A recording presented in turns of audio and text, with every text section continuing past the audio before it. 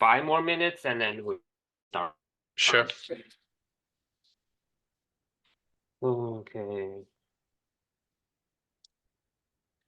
So have you heard of these names like Martin Heidegger? Heidegger, Husserl, yeah. Arendt? Jean-Paul Sartre, of course. Derrida too. But for example, Edmund, I have no clue who is that. Neither Hannah Arendt. Okay. Hmm. I don't know, is that Marnie? Marnie. Because it's Hi.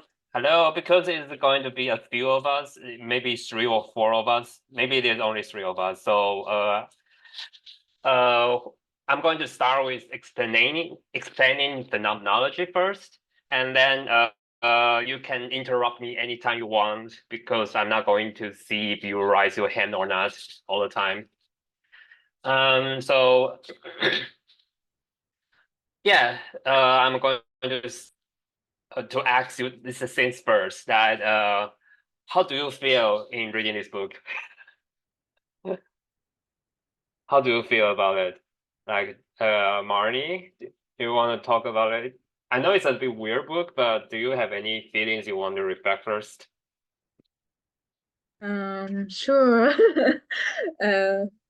Well, I only read the first chapter, just full disclosure. Yeah, okay. And yeah, because I had like a certain time frame, and it exceeded this time frame by It's quite a fine. bit. It's fine. Um, Mhm. no, And yeah, so yeah, that was it. It was more well, yeah, I felt like it's very referential to all of those philosophers, and kind of like a you would say Ideengeschichte maybe in German. So I kind of like the way it draws from philosophy, but also it feels old as well. Like yeah, yeah, it's hard kind to of old. I would say it's a classic, of course. And how about Diego? Do you want to say your experience again? Yeah, sure. Like, yeah, the beginning was a bit weird, a bit repetitive too. And basically like explain the concepts once and once and once again. Like in different words, but I feel like, yeah, they were like being super redundant on the same 3 concepts about like space. And yeah. But then like they have some references. But they, as I said, like they don't go deep be on those references, or not yet, at least not in the first chapter, for example. But they mentioned, like, for example, they mentioned a lot of Heidegger, and also about Heidegger's perspective on the poem that was in the first pages. Yes. But they mentioned that he explained it something, but they say like, yeah, let's not just not go redundant over it, and that's it. So it was a bit ambiguous on that point, because yeah, I guess you have to have some maybe basics to understand that part. I'm not quite sure yet, but yeah. All right. I'm going to talk about my feeling because it is my first time to read this book too. And right now I'm already in the chapter 4. Right now, when I see this book, I feel a bit weird too, because it's a book, it's very descriptive. Like most of them are just saying some description what he found, and it's not really logical. It's not really like have a step by step, statement by statement. It's not reading like a philosophy book, but it's like it's like a journal, and you read it through, just read it through it. And it's actually related to what phenomenology is. So I'm going to explain it right now. Talk about the history of it a little bit.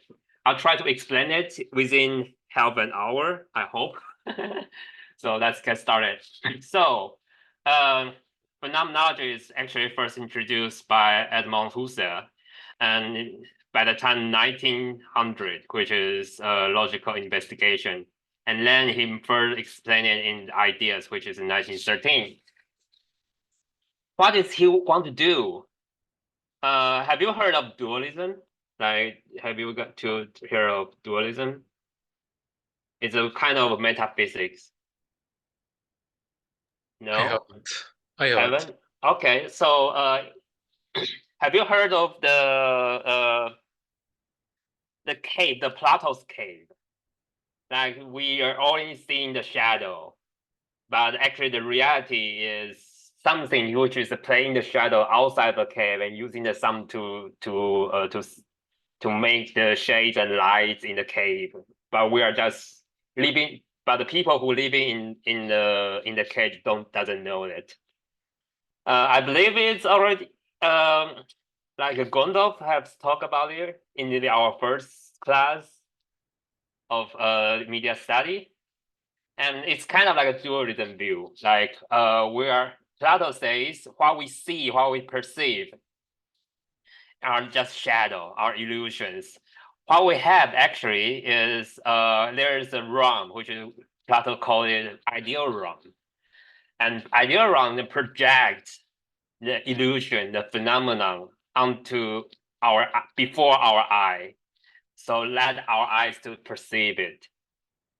That's Plato's idea, and later on, why the screen is flashing? Is this the screen is flashing to you?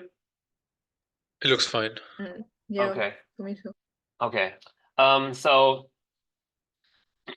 the idea is further it's replaced by God. So the God, or what we call heaven, is actual real things in the world, and it has a projection, or in Christianity we say it's creation to the world, and we see those creation, those illusion or phenomenon.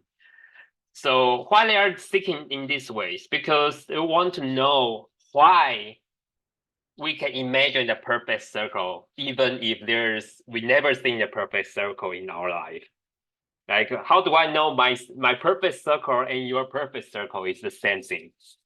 So Plato thinks maybe there is an ideal realm. In this realm, there's actually has a perfect circle there.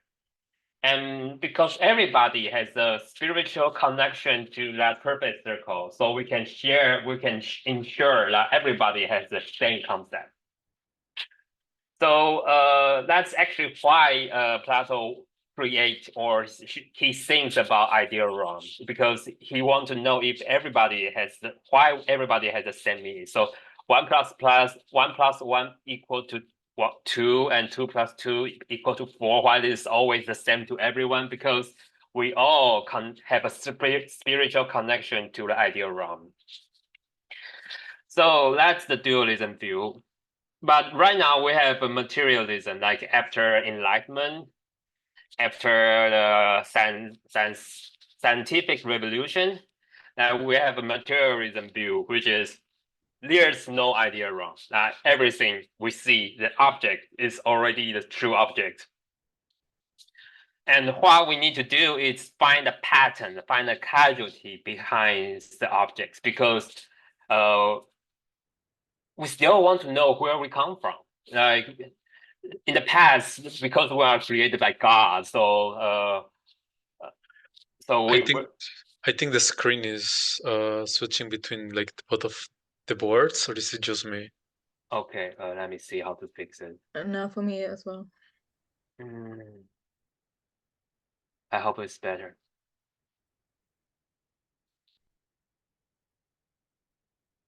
So,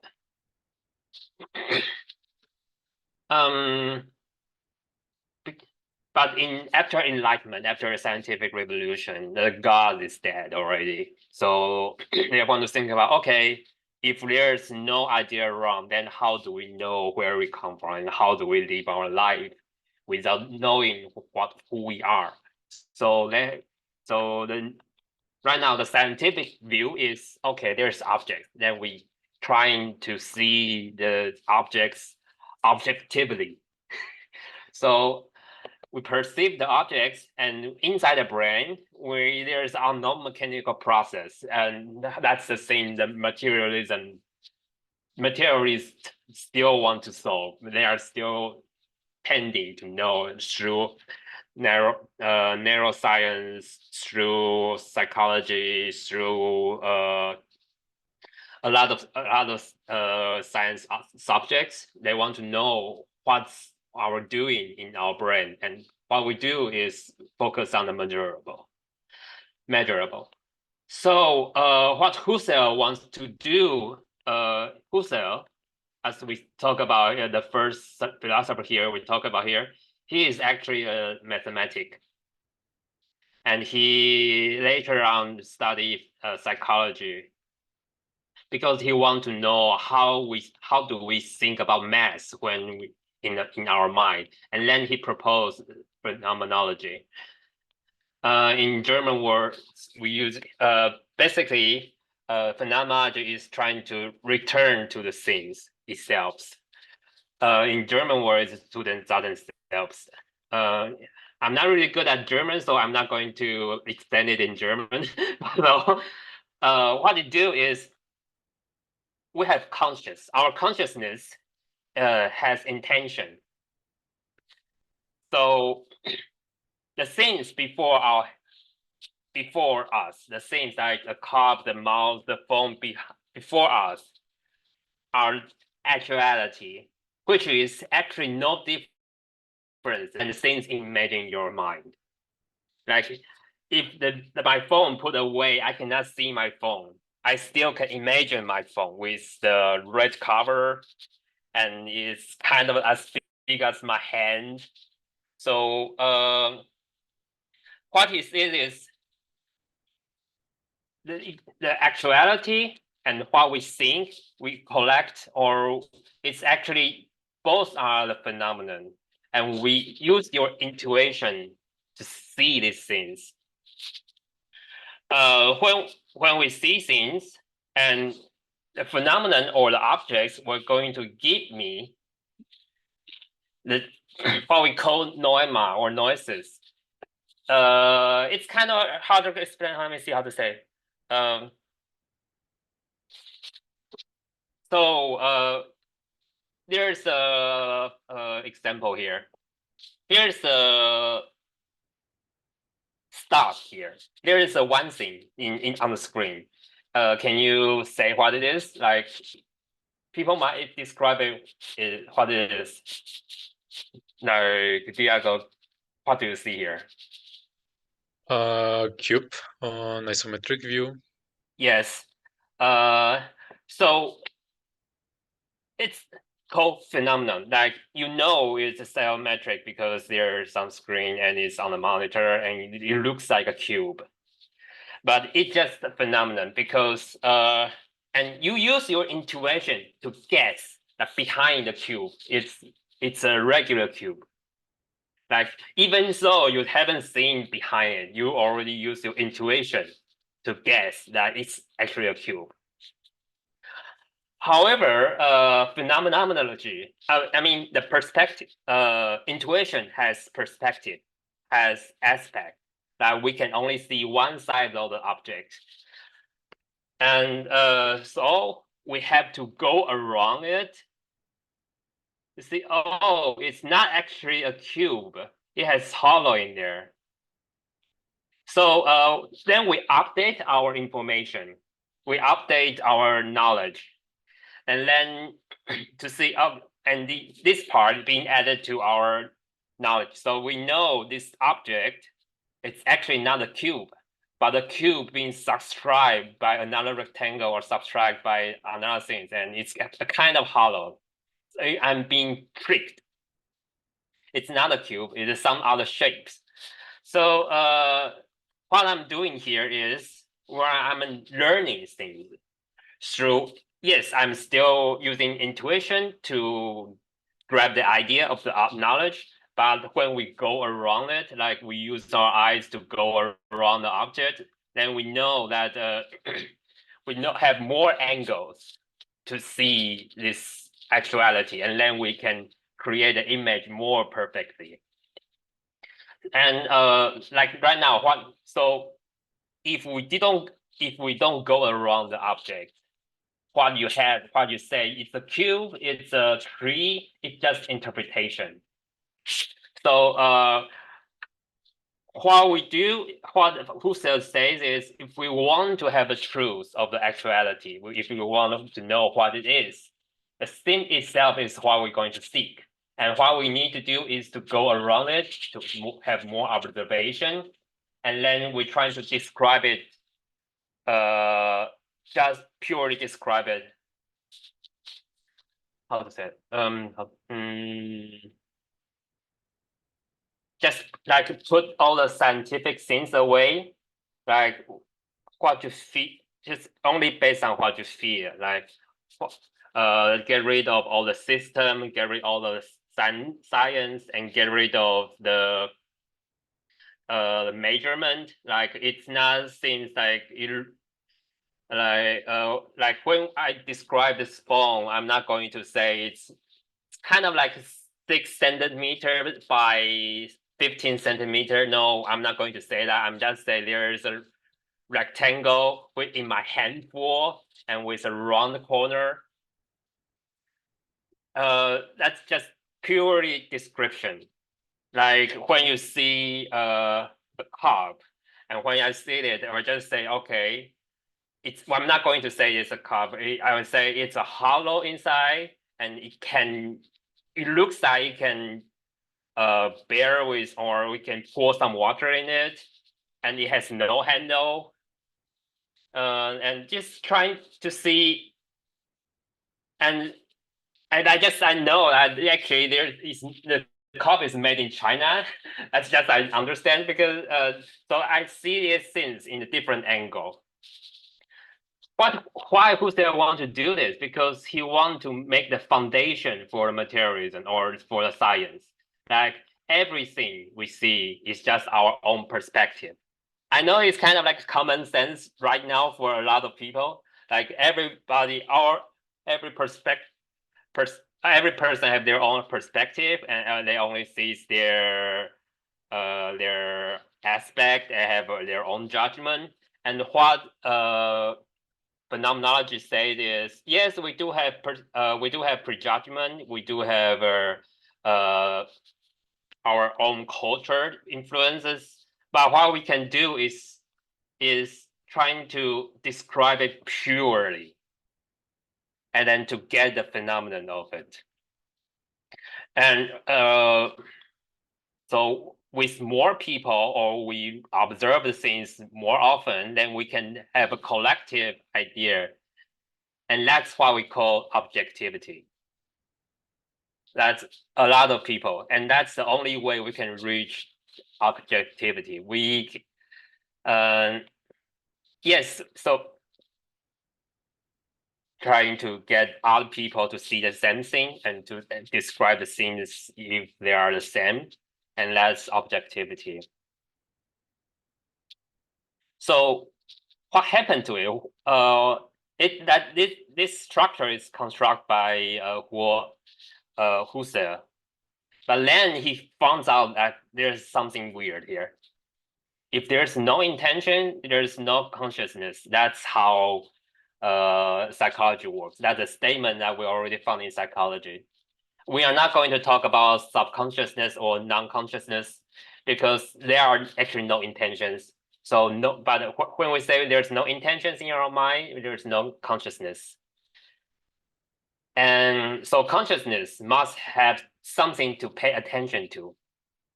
It means when I open my eyes or when I smell something, then I already have intention to it. That means I have consciousness. And conscious subjects must coexist with object, which means when I'm here, I'm already here. Like when I open my eyes, all the things are already there. Like the keyboard, the mouse, the cup I have, the phone I have, it already exists over there. It's already been over there. And which means if there's not such a thing, if there is nothing out there, there's no consciousness we can intend it to. So once we have consciousness, it means the things are already there, which means the objects and the subject, it's not a clear boundary between us. Like this object influence me, and myself also influence the object. The boundary between the subject and object is ambiguous. So with this statement, Martin Heidegger says, okay, so objects will only be meaningful while being discussed within the world, which means the consciousness, which myself, and the actuality or phenomenon, we are both exist in the world already. Are you two can follow me? I know it's a little bit jumping too fast. I'm not sure if you can follow me here. Yeah, no, I'm following. I just have a couple of questions, but I guess that's for later. Okay. Yeah. So anyway, what Martin Heidegger says, I'm already thrown into the world with all the objects and myself. So the existence of myself and the objects has no casualty. So there's no way we need to seek for gods to create us, because all the philosophers want to say is what is our first casualty? Like if I'm created by mom and I'm born by my dad and my mom, give birth by my dad and my mom, born, and my mom and dad is born by our ancestors. We're going to trace back to the Big Bang or whatever. There is always something going to create us. Then who created us? And with this knowledge, with the phenomenology, it actually means we don't need to care about who create us because we are already exist in the world.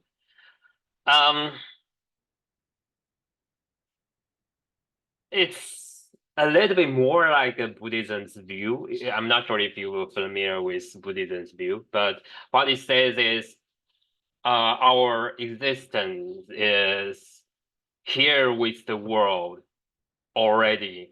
We are not being created. We are just being thrown into the world. And in Heidegger's words is we are Dasein.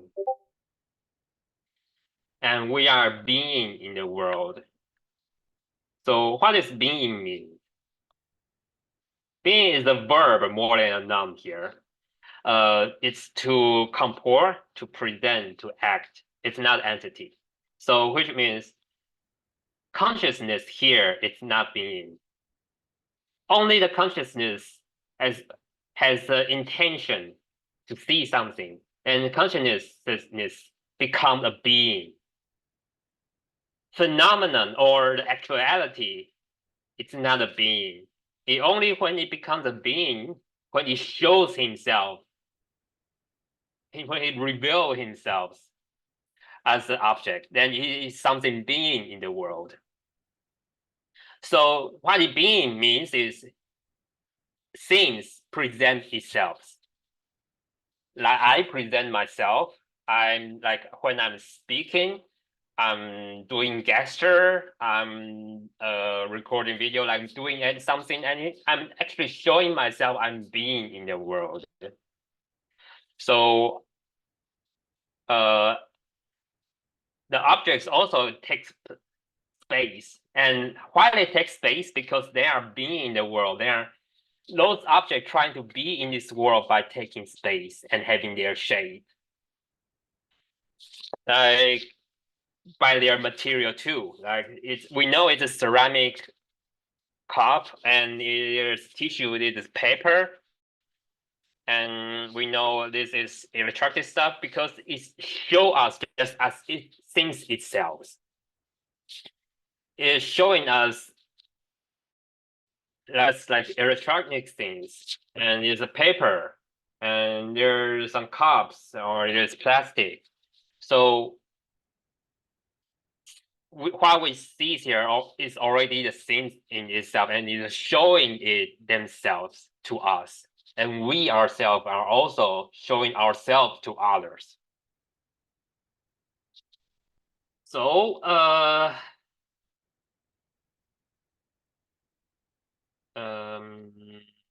let me see.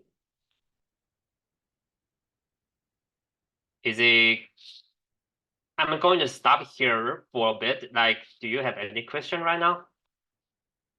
Like, Yep. just yes, please. Yeah, I have two actually, but the first one is about the Dasein. So you're saying that to be like your being or the phone is being or the cup is being because you have the like okay, no, wait, I'm a bit lost. So the being needs of the conscious of it to exist or to be acknowledged And it exists? doesn't need to have a consciousness. It just need to present itself. Yeah, no. But to be to being in the world doesn't need to be like not have a conscious, but being like noticed by a conscious, maybe something like that to exist itself. Because also I was going to ask like if consciousness is coexisting with the object, or the object is there even if the conscious is there or not. Design is one of the being, but being could be everything. That's what I understand it. And because this idea is being involved time to time, for Martin Heidegger, that only humans are beings. But also some humans are not beings. We can talk about it later. But for Heidegger, that only human can be being, can be design. But for the later, a lot of more new generation will also consider the animals or other things, or even non-material things that can also be a being, but they are not designed. So, for my understanding,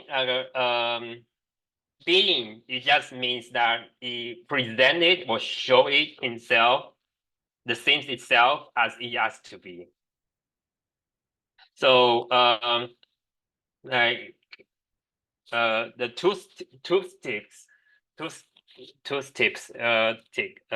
it just shows as it looks like it. Because it has a shape, it has a string, and I know I use it as a toothpick and a cup. So everything just show as it is, and they are just being looks like that. And for Martin Heidegger, he says only the human can be design, which is being in the world. And it's for me, it's a little bit old concept, but we have to use it right now because that's the book say here. The book is using this concept. So what's your another question? Yeah, no, what's that one? If the consciousness is coexisting with the object, or the object is there even if the consciousness is there or not. Okay. And also right okay, now, it's in debate. Like, can the saints have a consciousness or not? Or can the saints have spiritual or not? It's a debate in the psychology or neuroscience or even in philosophy too. But right now, we only acknowledge that humans have consciousness. But later on, maybe when the AI being developed, when the consciousness are really being developed through AI, then we maybe will know that actually the non-couple not animals or animals, not humans, can also have consciousness, and they also have things. That's something we need to discover in the future. But right now, we only consider human has consciousness.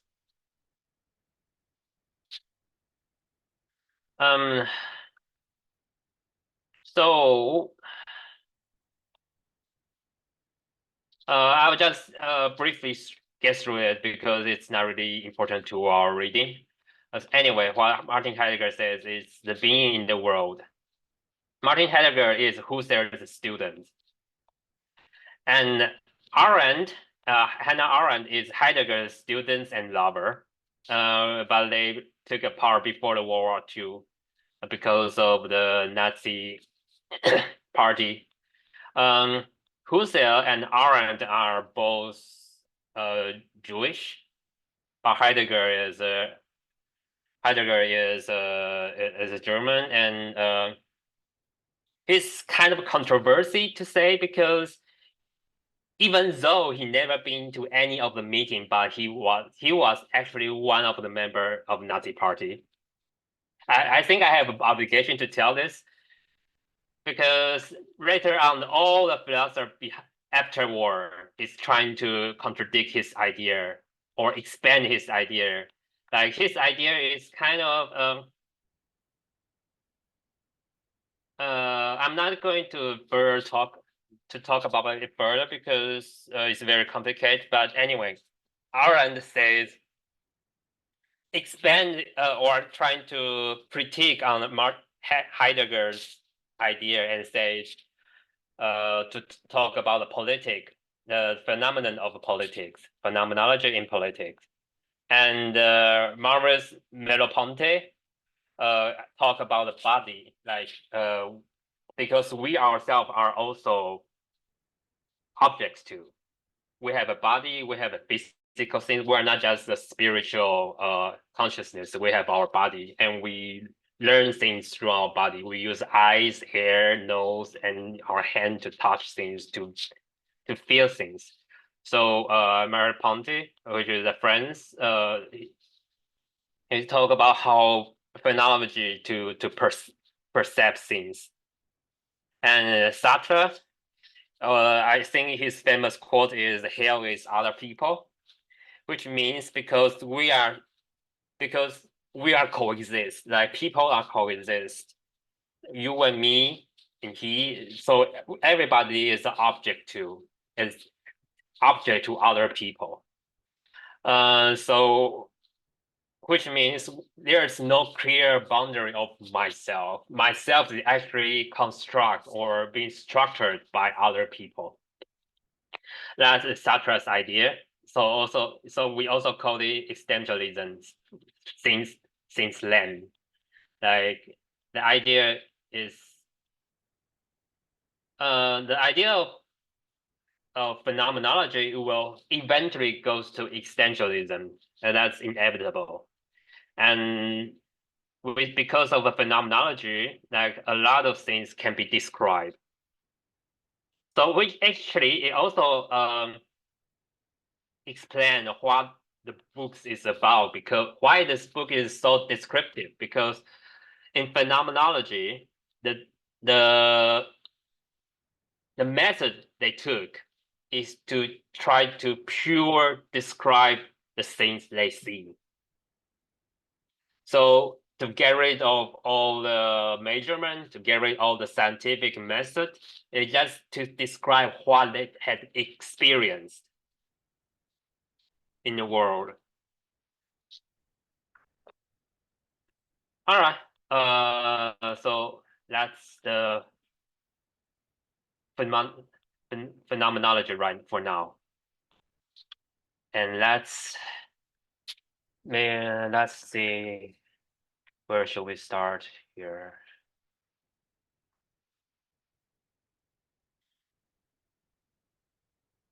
So here you say the phenomenology of place it's very descriptive. Like it's like windows and furniture. They are talk about a lot of objects and here to say, and so it's very descriptive. And so what they want to describe is place, and place is very different than location. Location is a scientific word that which has a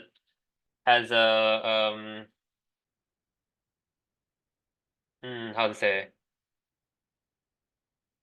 has an absolute location, has an absolute coordinate to the world. Like maybe it's a latitude, it has a longitude.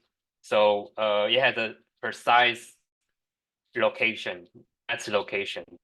When we talk about place, we are actually talk about our human being, what we have, like my surrounding, like how we have, where we live our life. So here, what is dwelling means?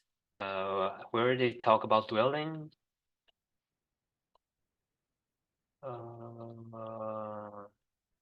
Okay, maybe it's further. I think it's a bit further, yeah. Around Okay. the 12 or something like that. Anyway, I'll just talk about dwell here.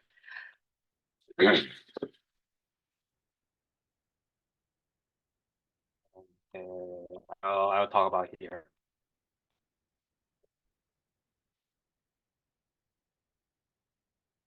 Actually, the concept is come from a book called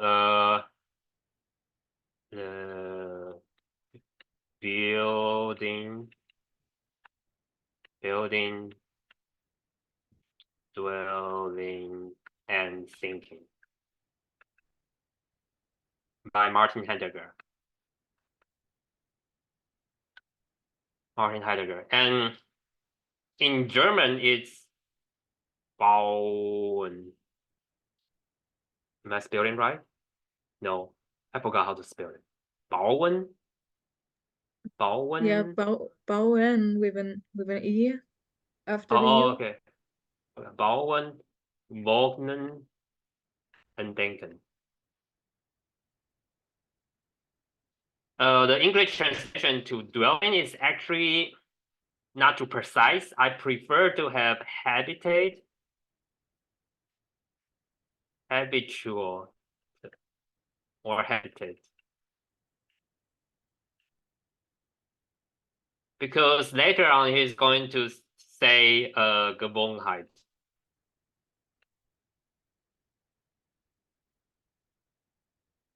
Gewohnheit, which is habitation.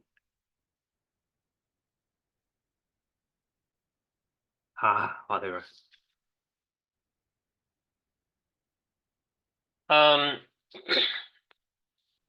So what it says is we're trying to habitate in a place. The place is where we live, where we habitate, where we build our things. If there is a place, there is an empty place, and we here, or the person here, it doesn't mean anything to us because we're just being thrown into the world. However, when we construct something, when we start to build a house, that's when we start to live here, we start to dwell here. To build, to dwell, or to habitate. There's no words like that. It's my I made up this word, but what I'm saying is to live. As a person, as a people, we build our own life. We're living by building my life. Like everybody has their own desktop. Like my desk have a lot of things on my desk. Like I have tissues, I have computer, I have a keyboard. It's a mechanic keyboard, and I have in my hand. There is a cup in my hand, and I have another kettle because I want to have hot water always besides me. So everybody can create their own space by building their space. And so when I put the kettle here, I'm actually already started. What I'm actually doing is I'm building my dwelling. Because I'm dwelling here, I'm if I want to dwell here, I'm trying to make myself feel better, like feel like I'm home. Like my habitation is to drink hot water. So I have this kettle here with me, which I can just reach it with my hand. So there is a space around me that I can just reach it and take it. It's not kind of like take it for granted, what if you can say that, but what I'm saying is we are dwelling here. We're in this. We are in this place, and we recognize this place because I built this place. And for an ancient people, like for the people before, they have to build their house in the forest, with some certain location. They want to live with others. They want to have a neighborhood. So they are building things together. It means they are dwelling together. Like, we're living in this place, so we build things. We build to dwell. So build is a verb. Dwell is also a verb, but we dwell through what we build. It's like from Heidegger, it's kind of the being. The one way of being, like what we say before, that being can be comport, can be present, can be act. Building is one of the action you can make to show off yourself. So not really show off, but what is to prove you exist in this world. If you don't build things, it means you are not acting. It means you are not actually dwelling. You are just standing there. So a lot of people using this word to critique on the people who just buy the houses, which is mass product housing. Like in Germany, there are so many social housing. Some people might critique that people buy those houses that actually not dwelling in, not really living there in their life. They are just there and goes into the house. And they are not just dwelling; they are just living the life which being mass produced by the merchant, by the capitalist. But another critic will also say that we human right now, we're not producing our own product anymore. Now, what we do is buying things, like we consume the things, and then we use these things to build my surrounding. Like everything around me is not built myself, but the placement of them is what my building. So can you catch it? The idea of building and dwelling? Yeah, kinda. So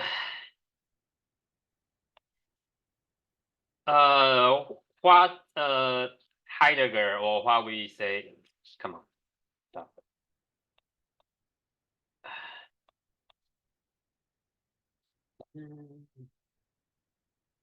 So later on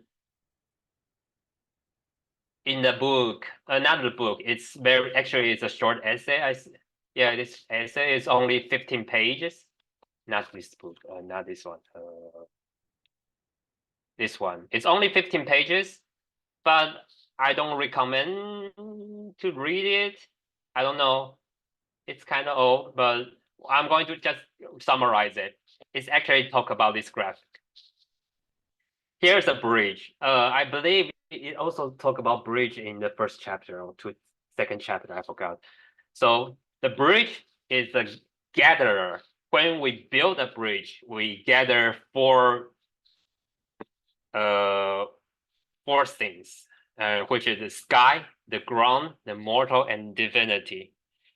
what does Heidegger says means? It means that the bridge, because before the bridge, it's just a river. The bridge can build on any place. Like you don't have to build a bridge here. But once the bridge is built here, it connects the two coasts, or we call two banks. It connects the side to the other side at this moment, at this place. And so before the bridge, it's not a place. It's just a landscape. Any place is the same means to human. But once you build a bridge, it means something to human. That there is a place, it connects the other sides. And that's a place. Place is a place. Place is the place that things take place. Place is a place that we build something, that we dwell. So I believe you've seen this kind of, I'm not sure if you've been to Freiburg or to Nuremberg or Budapest or Prague, because I believe in Central Europe or the East Europe, it's a very common thing to see that there's a castle on the high hill, and then down the high hill, there's a market plaza, and then there's a bridge, and across the bridge, there's a cathedral, and the cathedral has a plaza too. And the bridge is connecting the mortals and the divinity. So do I need to make some improvement? Like, do I need to take out Google Maps to tell you? Yeah, no, I think we know what do you mean. Okay, because it's a lot of city actually looks like this. Like at least I know is Vienna looks like it, Salzburg, Prague, and so many cities actually looks like it. Once the name has a bird in their name, kind of have this kind of structure. So what Heidegger wants to say is, because we build a bridge here, it become meaningful. This place become meaningful to human, or to design, or to beings. That's actually what those four things we actually call them. What's it called? I think it's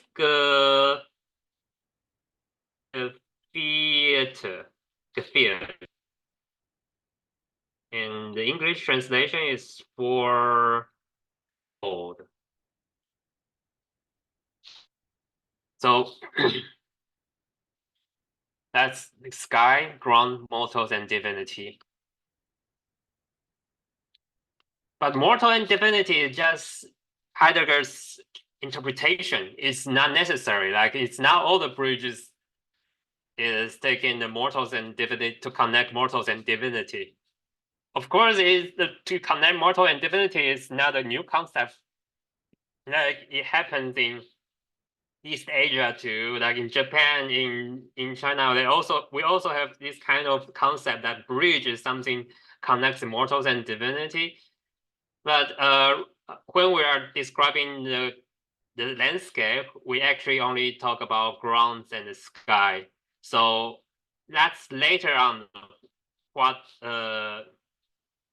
Christopher, which is the book of author, goes deep into it, like goes deep into the landscape, which is the sky. We talk about the sky and the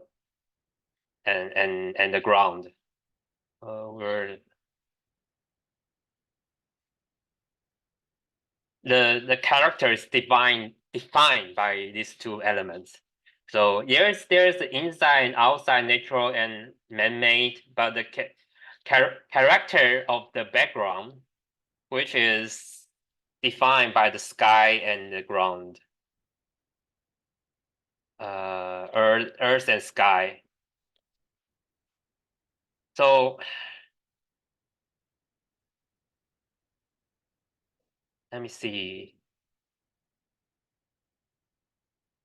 A place which, according to local standard, has a particular identity. So, because of human choose a place to live, and the place become meaningful because the humans are there living. Yeah, it's kind of like a looping back, but so that's why it's kind of a little bit awkward to read, because it's kind of repetitive. Like, that is where we live, but we humans choose a place to dwell and to build our houses or build the bridges. I forgot where he's talking about bridges, but yeah, that's how it works. So I think it's around the page 19. He starts to talk okay, about that. okay. So it's then, so in the structure of place, we talk about character, the character of space. Okay, there's another concept. Should I talk about it now? All right, let's talk about it now. Kevin Lynch. Like, so in the structure of place, which means they want to identify, like, because he already point out there are so many objects exist in the landscape, on the landscape. Like, the landscape have a sky, have a ground, and so many objects, has vegetation or buildings inside and outside, and maybe like it could has a pavilion or a structure here, or trees and lake. So there's so many things as a place can be. So when they are trying to construct it, like structure the place, they need to point out those and sort out these elements. Phenomenology is the theory that everybody can create their own system, because everybody just look into the thing itself. So it means everybody can have their own system. They can have their own theory. So right now, Christopher doing here is he is to make his system. And Kevin Lynch is the one who already made a system before. And I'll just briefly talk about Kevin Lynch right now, because I think it's very fast.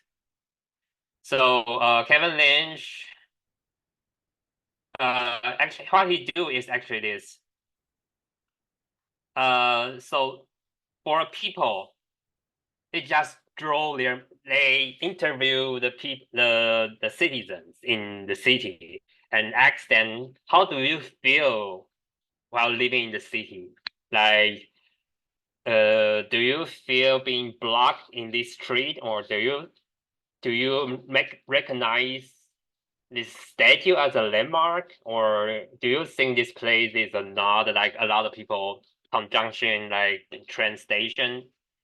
So how do you feel about your city? And there's come with a map, which is by Boston in US, Massachusetts, Boston. And he collect a lot of people. I think it's around 100 people in Boston, living in Boston. And they identify those places. Like, some places is only walkable by feet, but some places it's better to get there through cars. So there are so many districts and some boundary and landscapes. So those people here are kind of walking around the street. So it's a kind of study, like a city studies that Kevin Lynch wants to see, like how the people feels in the city. So it was actually an old things I made 2 years ago, I suppose, 1 year ago. So I'm not sure if you have played Genshin Impact. But here is the first city you meet when you go to Genshin Impact.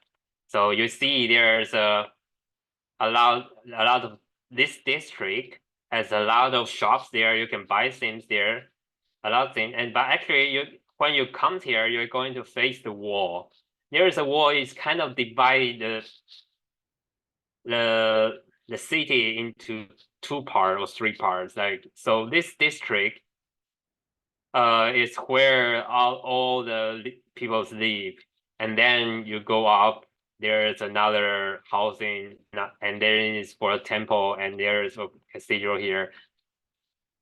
So what I'm doing here is to recognize that there is so many.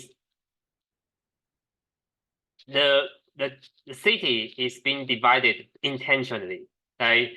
It's not a place for living. It's a place for gaming, of course. So when the players come into the city, they have to be blocked at first, and player has to know they can climb here, or they know that they have to search the way out up there. So it is kind of to tell the player how to use your character to climb or to interact with the city or to seek out their own ability. But right now, what here is the player can identify there's some like when it comes into the here, they can see the scene, like they can recognize where they are. They don't really have to see the mini map. They can already tell where they are because it is so identical. They have the landscape here, landscape here, landscape here, so they know that actually even the place is also different. The house is smaller here, and the house here is larger. And here is a cathedral. So what Kevin Lynch wants to talk about is we can identify places through those things. And so that's what Kevin Lynch here. So here he says, Kevin Lynch penetrates deeper into structure of concrete space, introducing the concept of node, path, edge, and district to denote those elements which form the basis for man orientation in space. Here is about that. It's not going to talk about later because Christopher is going to build his own theory. But right now, I'm going to explain that Kevin Lynch, it's kind of also it's Kevin Lynch's person. His theory is the people, the men. Here, the man it just means the people. It doesn't mean gender, please. And means orientation space that we are not getting lost because of these things. And so Christopher said all the special properties mentioned are topology. Have you heard of topology? Yep. How about Marnie? Yeah, kind of. Kind of. Maybe it's a little bit too much. Actually, we just skip this part because it's not that important right now. It's a very important concept in architecture, but it's not important right now. Enclosures defined by boundary. So, as you can see here in the picture, we see that we are kind of in the plaza, and the plaza is defined by those buildings. Those buildings are places to live, but those, because of the orientation and the organization of the city, it becomes a plaza, it becomes another place for the users or the citizens to locate and to identify where they are. So what he trying to define in this chapter is to define to construct the method he's going to identify later in the later chapter.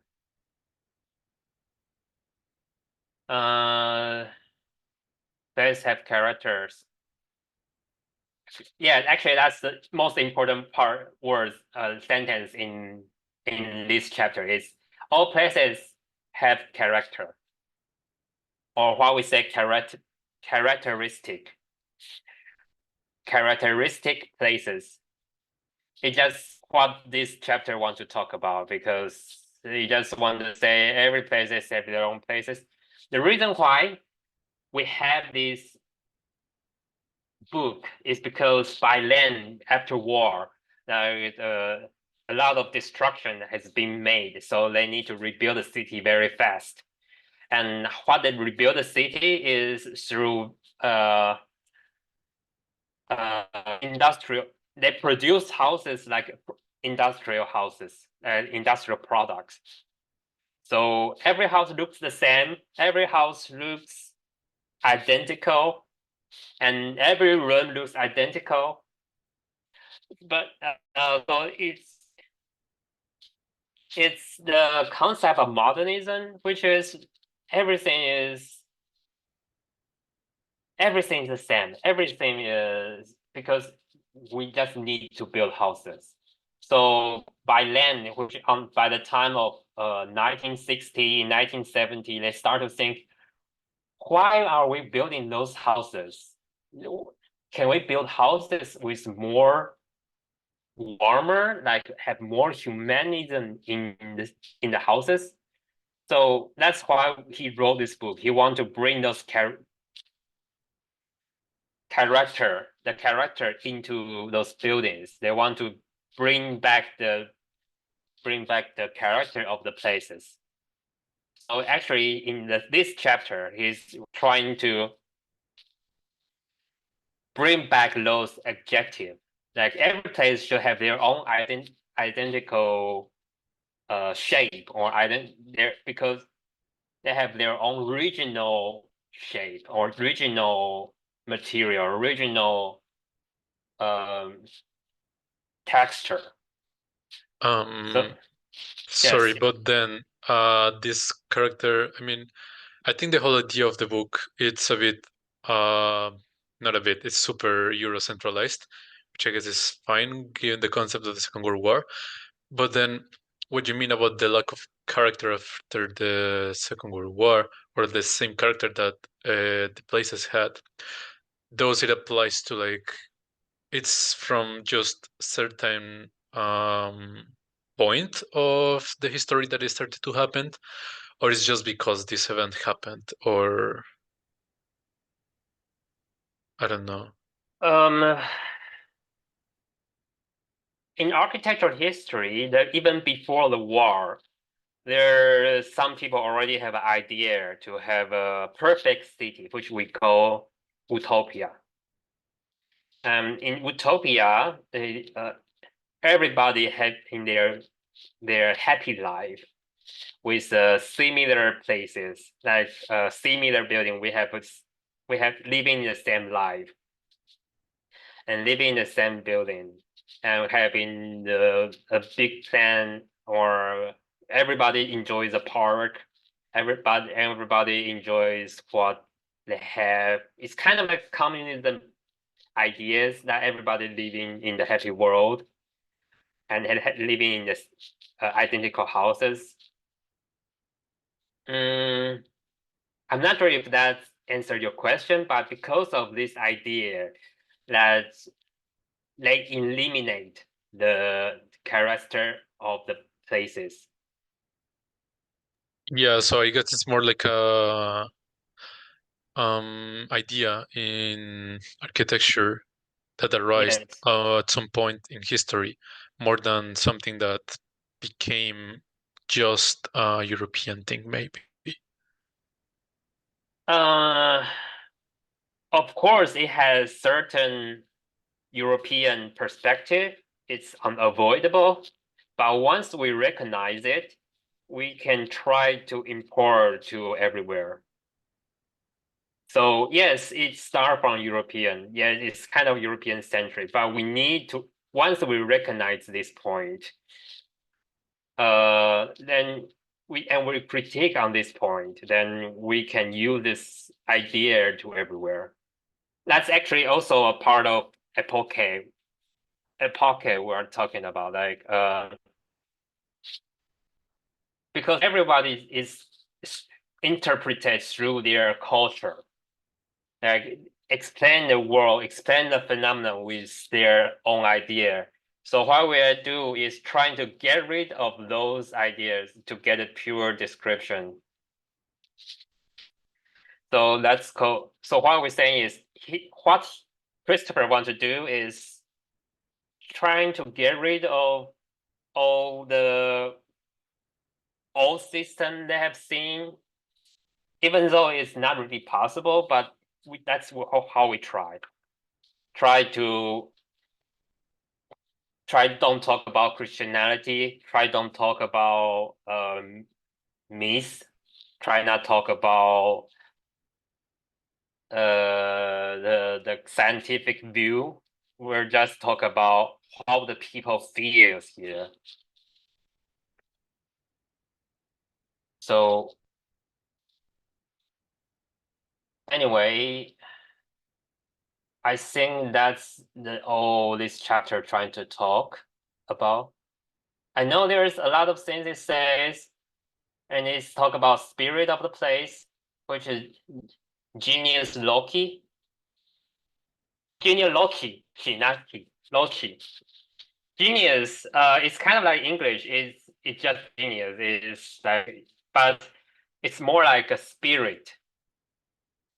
The genius it is a Latin word. It's a Roman concept. It says it's a Latin word, and it means the spirit. And Loci is the root of location. That's where location come from. The location. So it's kind of the spirit of location. But in the past, back in the Roman, location it was place, means place. Like Loci means place. So genius Loci is the term that this author used to describe the spirit of the place, or what we call sense of the place right now.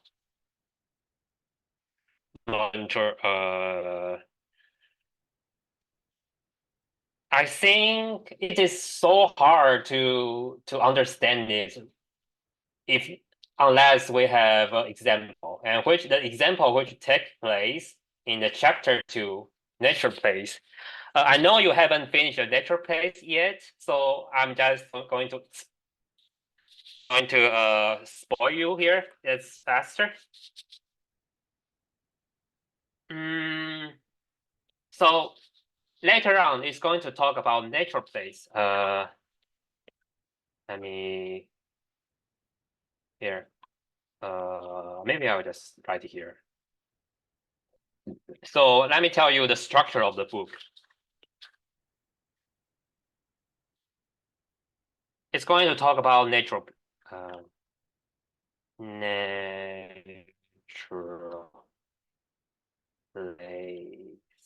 Yes, the first chapter is places. Place, and have a question mark. And second chapter is nature place. First chapter, second chapter, and third chapter is man-made place.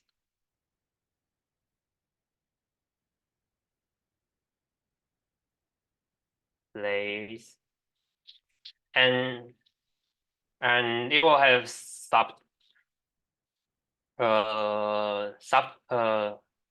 subtitle, which is, or subsection is phenomenon.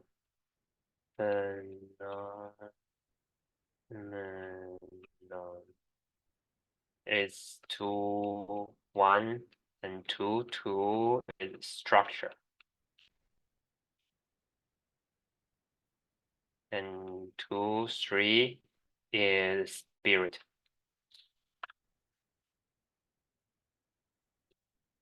Okay, and man-made place also have it. So it's 3 to 1 is phenomenon.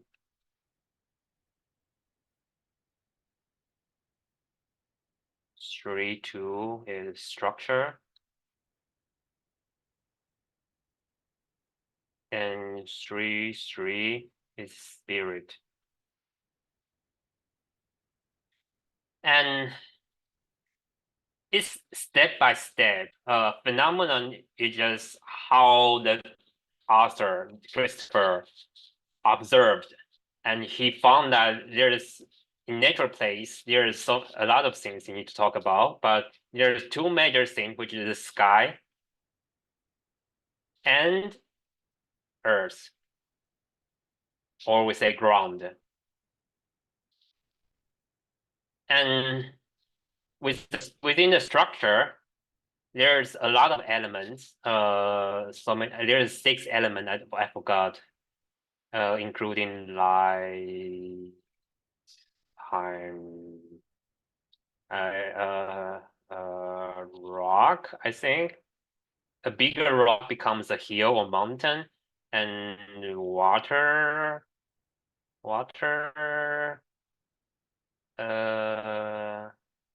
plane. Yes, what's this one? I forgot. But anyway, there is some structure. He identify those things. So the spirit here, he introduced a very important concept I'm going to talk about. I'm going to skip the phenomenon part and the structure part because I think it's not that important. So when you go into further reading, you just skim through. You don't have to understand those 2 chapters. But the 3rd chapter, this section you need to understand is there is 3 landscape, 3 plus 1 landscape. One is romantic landscape.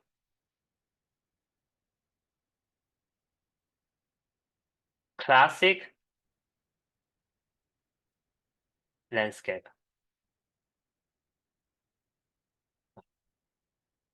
Okay. And cosmic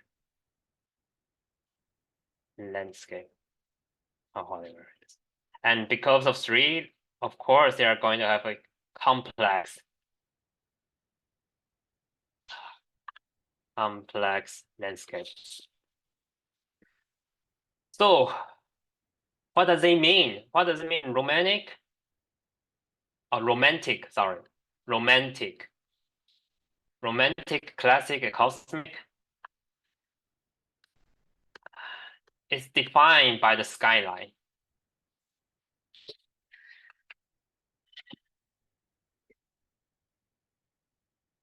Are you following me right now? Yeah, I think it's just, yeah, I didn't go that far in the chapter. I know. I'm skipping through that part. I'm just giving you the result. That's because I think that's easier to explain what it says in the 1st chapter. So in this chapter, his main idea is to have these 3 types of landscape. The first is cosmic. I mean, the first is romantic and classic and cosmic. How it identifies it's a desert.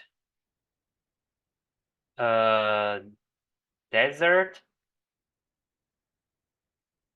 There's no plants, almost no plants, and no and the stones become to sand. So element and the water, almost no water too, only on the oasis,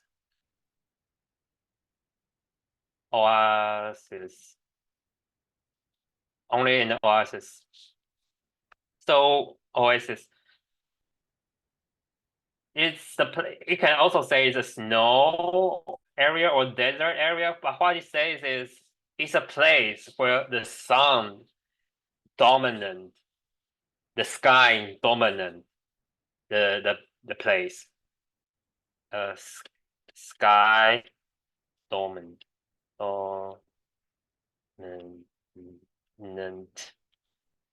And for romantic, it is earth dominant.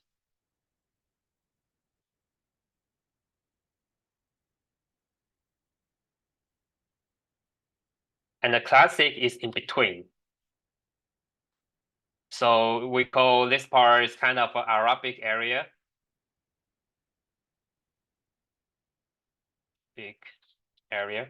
And this place is kind of Nordic area.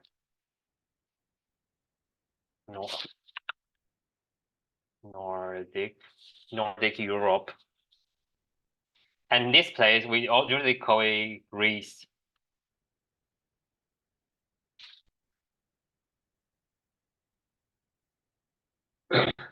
So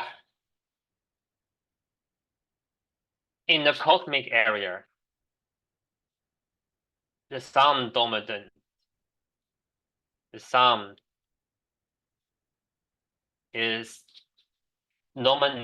dominating this area, and for them there's only daytime and nighttime.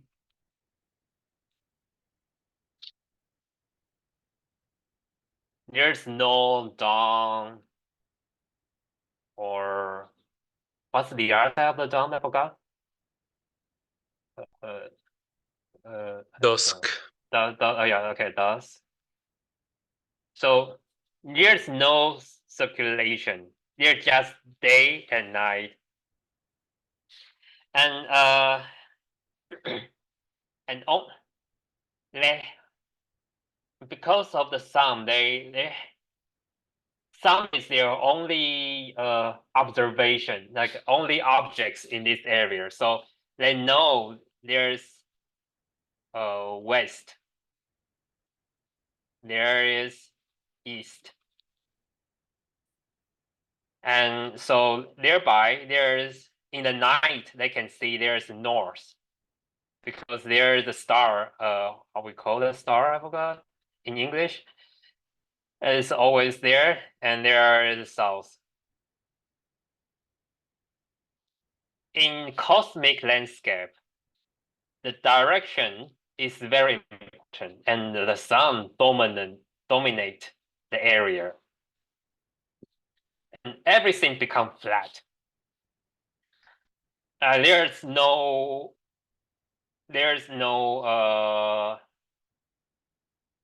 shade. Of course, if you stand on it, there's shade, but what I say no shade here means that the sun is too strong, that which flatten all the layers of the landscape. And the people who want to live here, only they need to have to do is to respect the sun, or to follow the order of the sun. And for him, for Arthur, he thinks that's where monotheism come from. Monotheism. I forgot how to pronounce this word, which means only one true God. Because that's what they experience. They experience a place where the sun is the only order of the world. So that's why Christianity come from the desert, and the Islamic come from the desert too, because they are actually from the Jewish, and Jewish is in the desert. That's his theory. In the counterpart, Romanic, there's no direction. In the Romanic area, there's full of trees. You are in the forest, and the mountain is so high you can barely see the sun. And even when you see the sun, it's not going to give you any information about direction. So in this area, it's direction and this. I would say,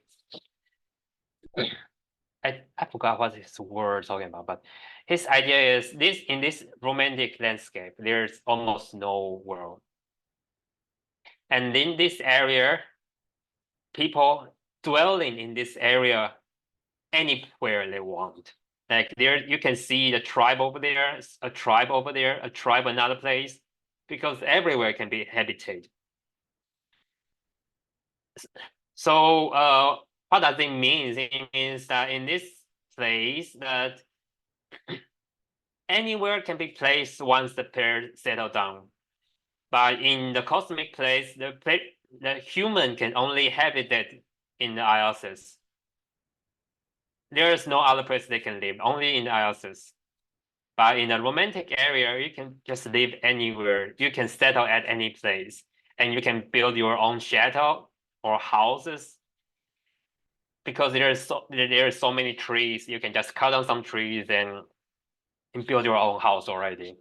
That's the romantic landscape. And in this area, that's where the elves come from. Elf, dwarf, like those mysterious creature lives in this area. That's the mystic.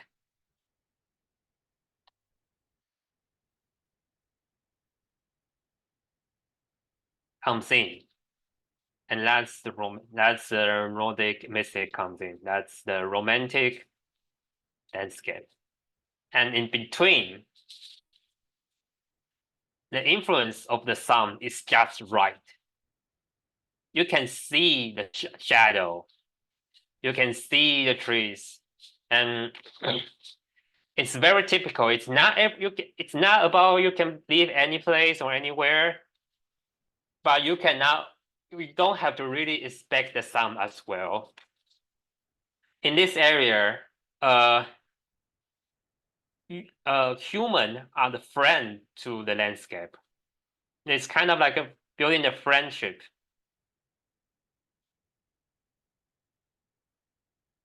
between the human and the place.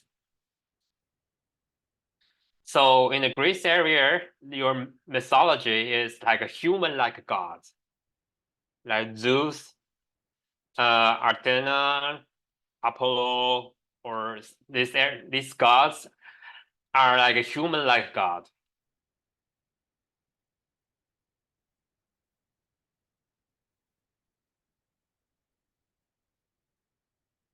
Or godness.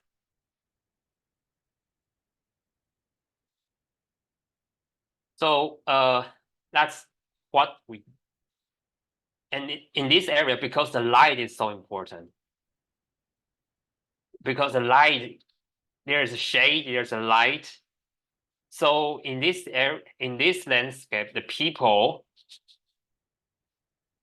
want to see things very clearly. They have a persuasion toward truth.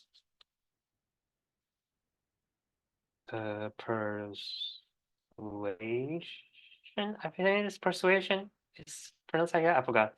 Persuasion toward truth.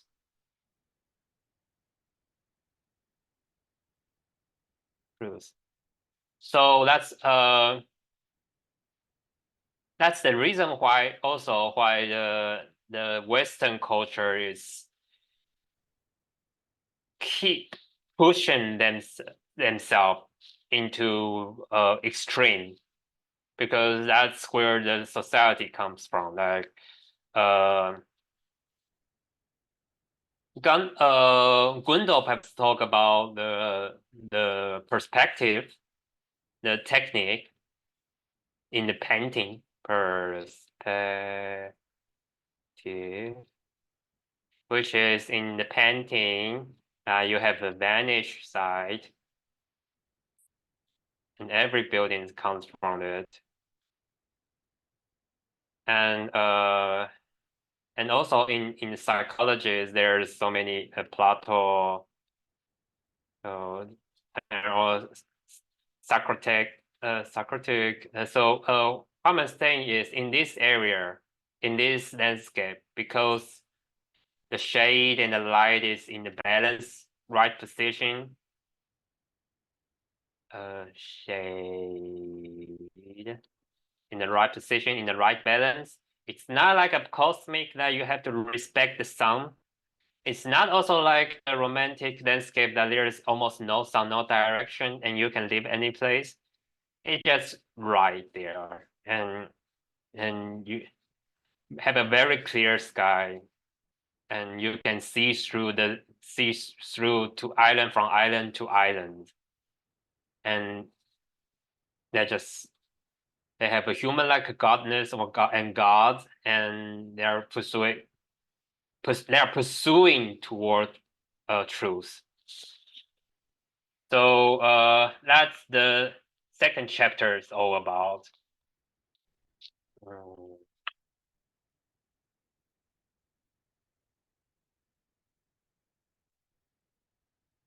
And of course, it is very hard to see a single landscape.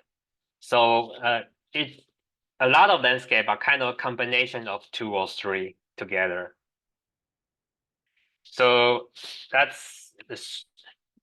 So there is some complex landscape there. Therefore, in later on, if you're going to read it further, a man-made place, it's going to talk about, okay, what is the man-made place in the romantic area looks like, and classic looks like, and a cosmic looks like. And what is in this place, what is their man-made place looks like. And then each of them has their example, which is the fourth chapter plug.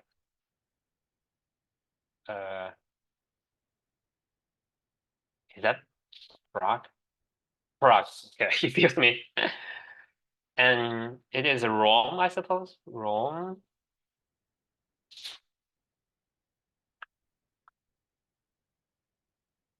And Rome. And it is 5, 6. Somewhere in Africa, I forgot.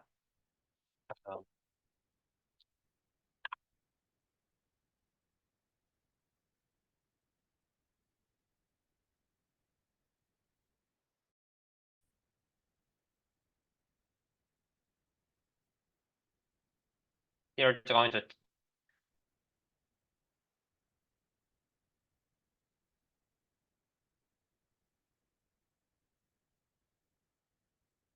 Khartoum. What is the word?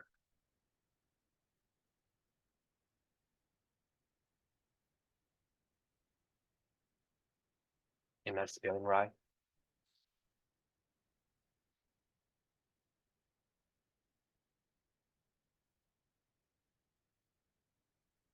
So, and then it has a conclusion of 7 chapter. 7 chapter is the place again. And then the 8 place. No.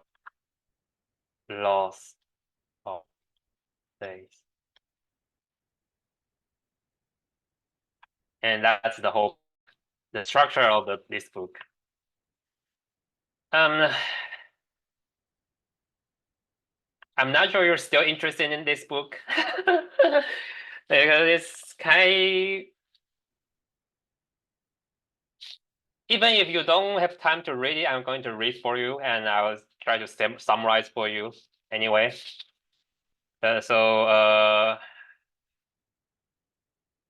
Anyway, are you still following me? Yep. Yep. Okay.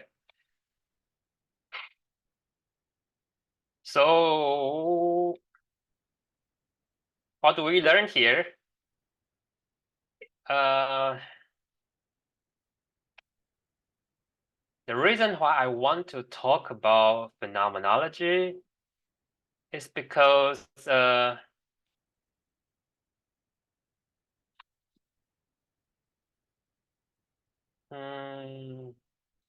about game design is very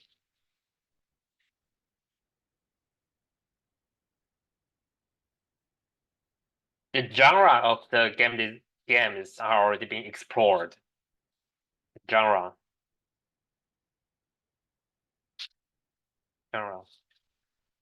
And of games.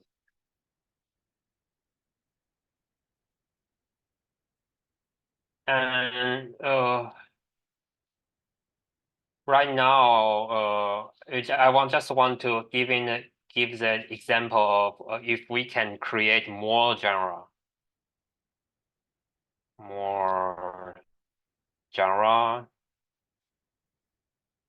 if we can through examine our daily life.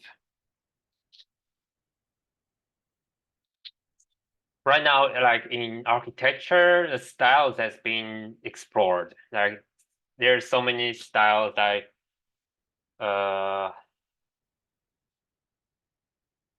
modernism or classic, about romantic, baroque. There are so many styles has been explored. And right now, what the architects doing design is by their own experience. The experience,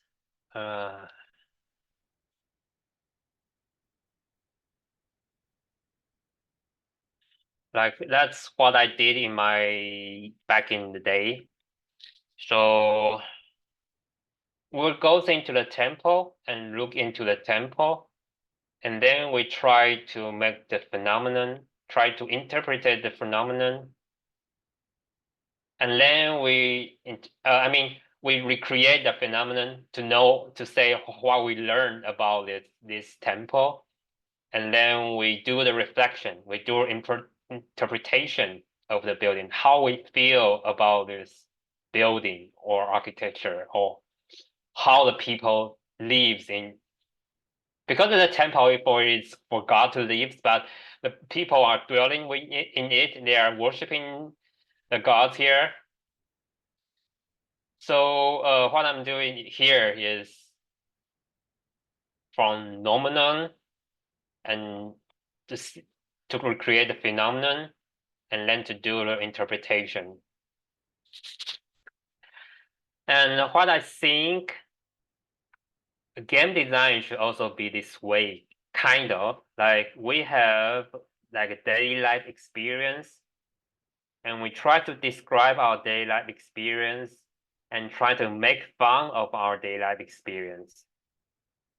I think that's the future of the game design, because right now, game design is like, you want to make a shooter game, I want to make an RPG, I want to make something like it's already under a structure of genre. However, if you want to create a new game, I'm thinking about to define your own genre by look back to the phenomenon of your daily experience, and then try to interpret your daily experience to make fun of this game or video game. The most influence that the phenomenology made to the art, or not even architecture, to the art, is that it makes every literature or artworks could be a phenomenon again.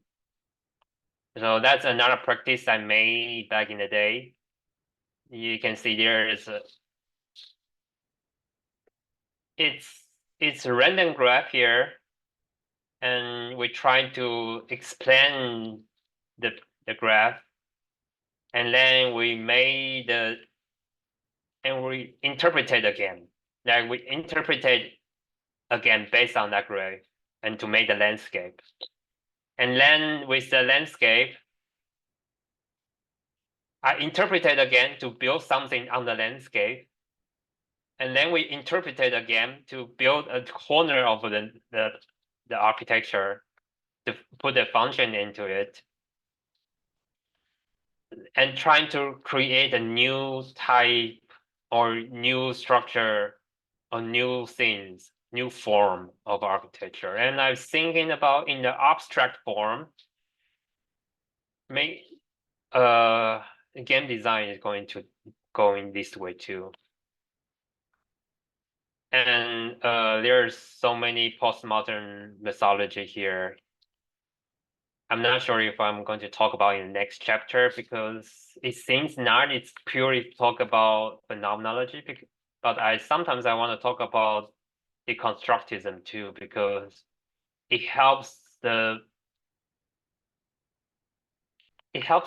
architecture to create more forms, like more shape in this world, and we can try to have a dialogue between the environment and architecture itself. What we do here in the natural place is kind of like the dialogue between or the conversation between a natural place and a man-made place. How the man-made place reflect and talk to those natural place. And I'm thinking about if that's the game,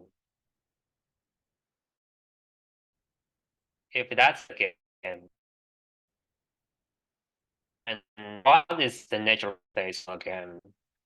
Some experience?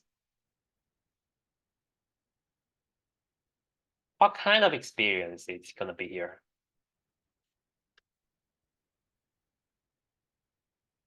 So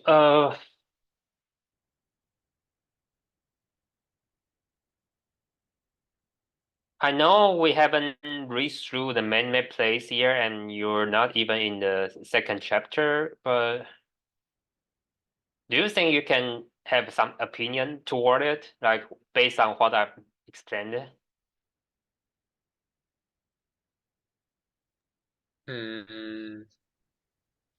Yeah, I think maybe we can label it as experience, but since it's talking about, for example, how the romantic and the classic and the cosmic landscape affects on such such a central, not central, such an important aspect of maybe the beings of a society, of a space, as is religion. I don't know if there is a better term different than experience, because experience might be something given by this aspect, which is the religion. But since it's talking about how it's affected by it, like for example, how in the cosmic is way different than romantic, it can, I don't know, maybe call it different, like I I really mean, can't imagine something. of course, we are not going to use like experience just using this system. Like there's a romantic experience, classic experience, cosmic experience. No, I don't think we're going to do that. But what I'm thinking is maybe we can create our own system, like a new system of experience, and which is gonna work for a game. So right now,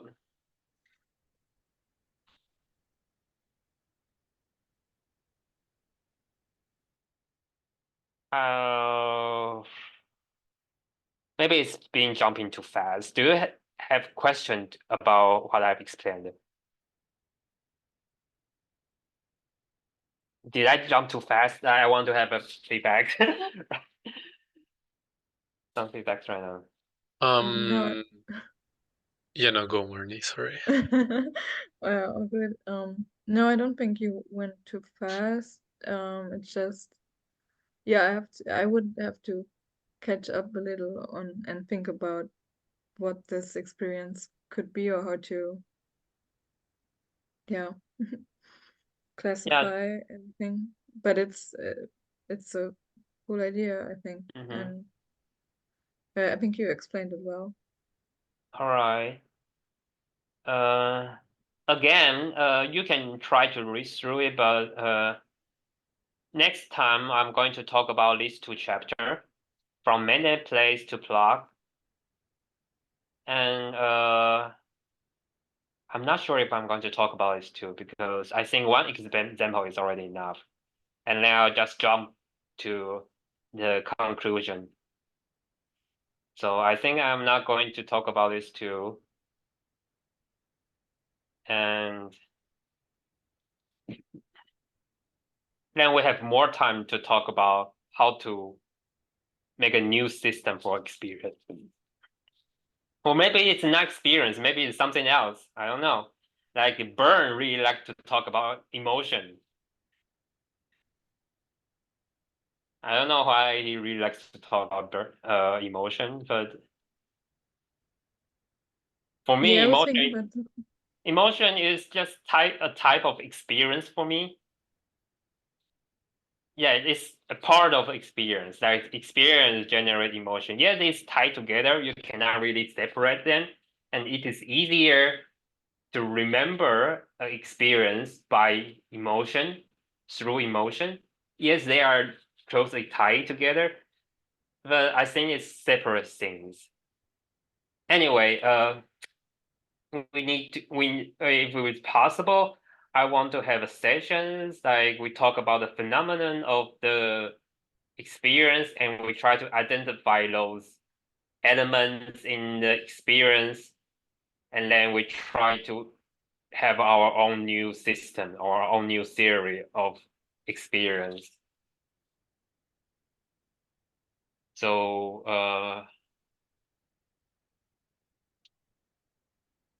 that's for it right now. Actually, that's what I'm doing right now. That's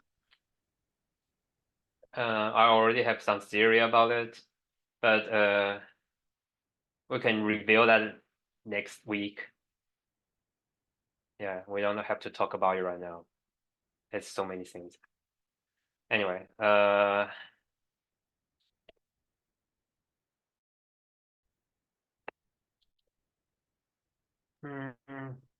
During about postmodernism, do you think maybe in the next sessions we can visit that? I'm kind of interested. sure, we can talk about postmodernism next week. I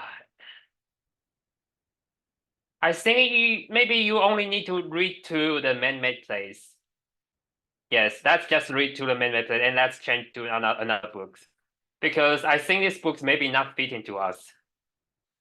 So we just come to a man-made place, and then we go to this deconstruct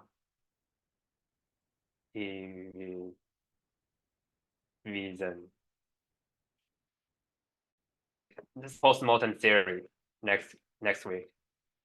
So you only need to do is read one more, these two more, and to grab the sense what is phenomenology is, and how they apply on describing places. And now and later on, let's try to think about how to make a new system for our own.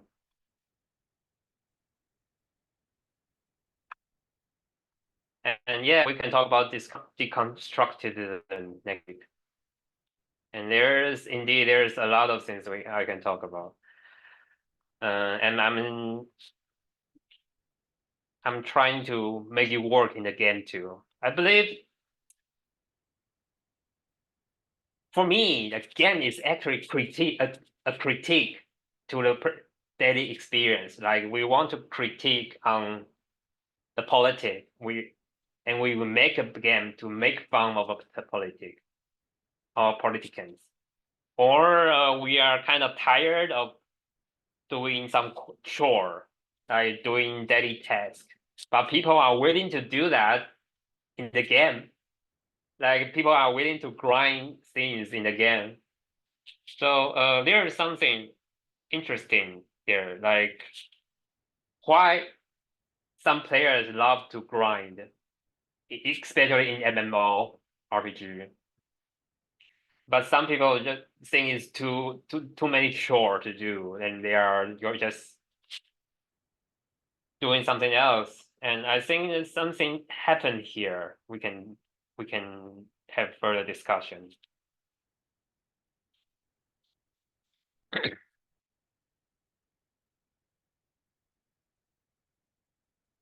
I hope it's not too much to you. I've already explained it in very simple way. Yeah, I think it was a good explanation. Yeah, I think so too. It's not very accurate, but I think it's simple.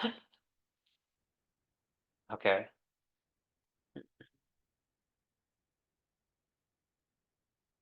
Do you have any question about phenomenology itself, or the books, or this paragraph what we're talking about, this short article?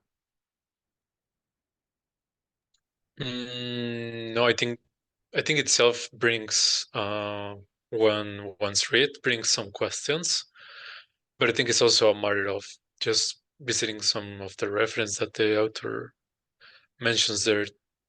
So yes, but I think for me it's fine at least. Okay.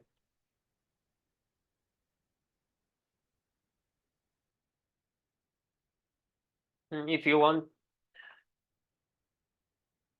this session is recorded, so if you need to look up what we will have talked about, you can come back to this video and listen again while you're reading the new chapter. But I think that's it for today.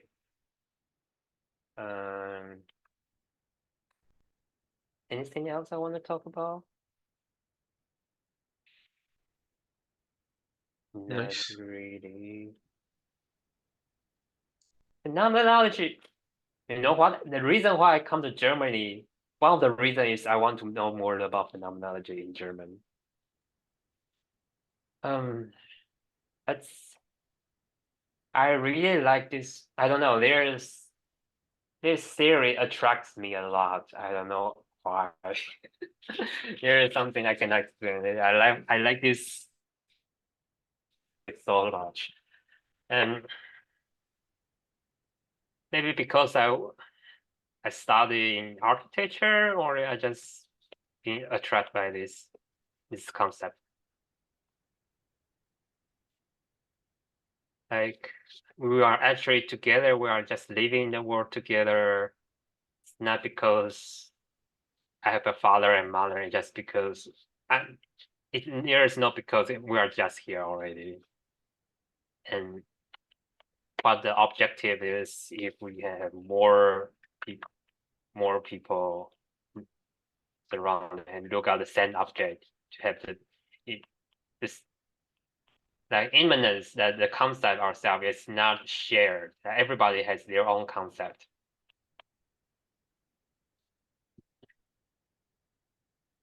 There is some publicity here because we have to interact to each other.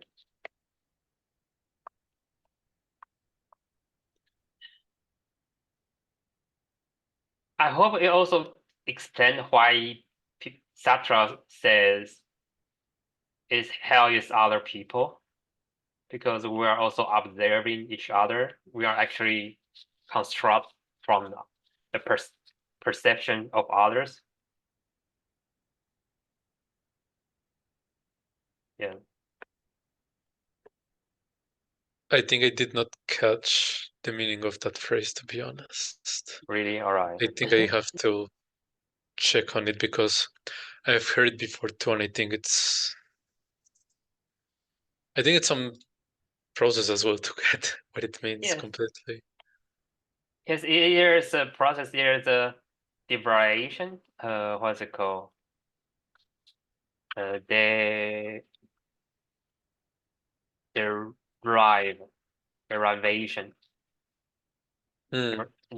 Yes, derivation. Like there's so many steps come to this step. Like, and I'm just listing some famous philosophers here, but there is more actually, and the phenomenology has been involved to different things, but the basic concept is the same. That we're trying to come back to the thing itself and get rid of all other theories already present to you, and trying to create our own theory. That's the idea of it.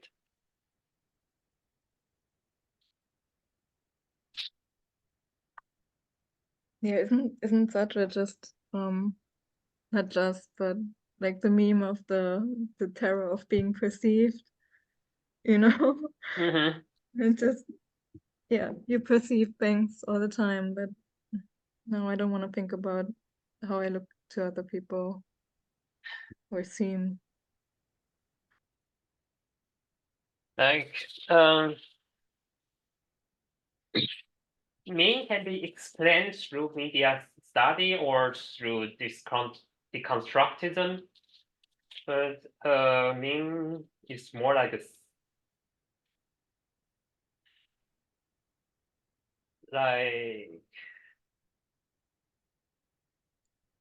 it just emerged.